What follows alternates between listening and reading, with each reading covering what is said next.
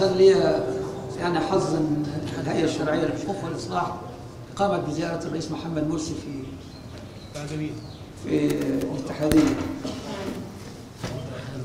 اراد لانه كان العلماء يريدون ان يلتقوا به يذكرونه بعض المسائل، فالحقيقه يعني وجدنا تجاوبا كبيرا مع علماء الامه. كان الشيخ السالوس اللي هو الامين العام للهيئه الشرعيه للحقوق والاصلاح، وكان الشيخ محمد عبد المقصود، الشيخ نشأت، الدكتور محمود مزروعه، وسعيد عبد العظيم اللي هو، ويعني قطاع كان يعني لقاء مثمرا. الشيء اللي الواحد لاحظه التجاوب الكبير والاستعداد للاستماع من علماء الأمة لأي نصيحة أو لمناقشة أي موضوع من الموضوعات.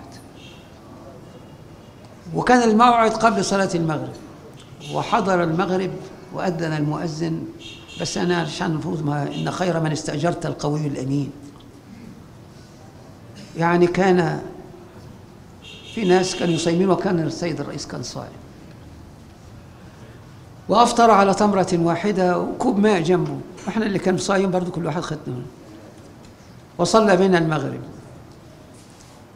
وبعدها كانت الأسئلة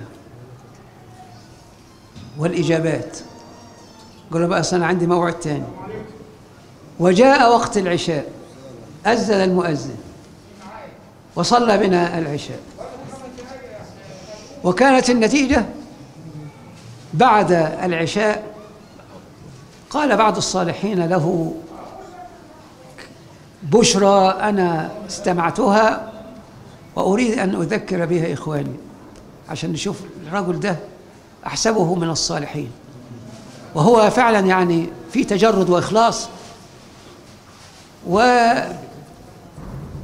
يعني الناس طلبوا منه أن يخرج ويتحدث مع الناس يعني ولو مرة في الأسبوع، وإن دائما القصر الرئاسي لازم كل يوم يطلع بيان بالأحداث اللي بتحصل، عشان يبقى الناس يتلقون يعني ما يجري من خلال المصدر مباشرة بدلا من عبر أجهزة الإعلام. فاستجابوا وتكلموا معه عن أهمية عدم التعامل بالربا، وإن التعامل عندنا الزكوات وعندنا الوقف الإسلامي، وكان التجاوب كبيرا.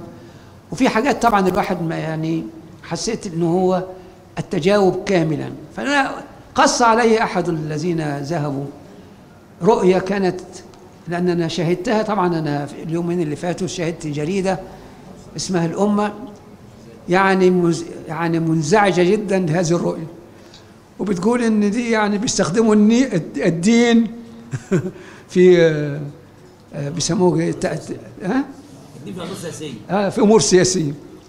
الرؤية بقى مفادة، وده يعني رؤية إن شاء الله نحسبه على رؤية حق إن شاء الله. من رآها أنه رأى مجلسا فيه النبي محمد صلى الله عليه وسلم والرئيس محمد مرسي والحضور، وحان وقت الصلاة فقدم الناس رسول الله صلى الله عليه وسلم عشان يصلي، فالرسول صلى الله عليه وسلم قال بل يصلي بكم الرئيس محمد مرسي. رؤية إن شاء الله رؤية خير يجده شر الرسول عنه. الرؤية الثانية كانت تسبق الرؤية دي، إن في مشهد صاحب الرؤية شاهد صحراء فيها 50 جمل، في عيال صغيرين بيلعبوا في الرمل، وجاع الشباب عطش والإبل عطشت وجاعت، وكان الفزع وكان الالتجاء إلى الله عز وجل. صاحب الرؤيا ومن معه يلجؤون إلى الله. مع اشتداد الاستغاثة بالله انفلقت الأرض وخرج منها ساقية ارتفاعها 10 أدوار تقلب الأرض، ويخرج الماء والطعام، وتأكل الإبل وتشرب وتتكاثر حتى بلغت الخافقين، والشباب يطعم ويشرب. وسمعوا صوتا ارعوا إبل الرئيس محمد مرسي،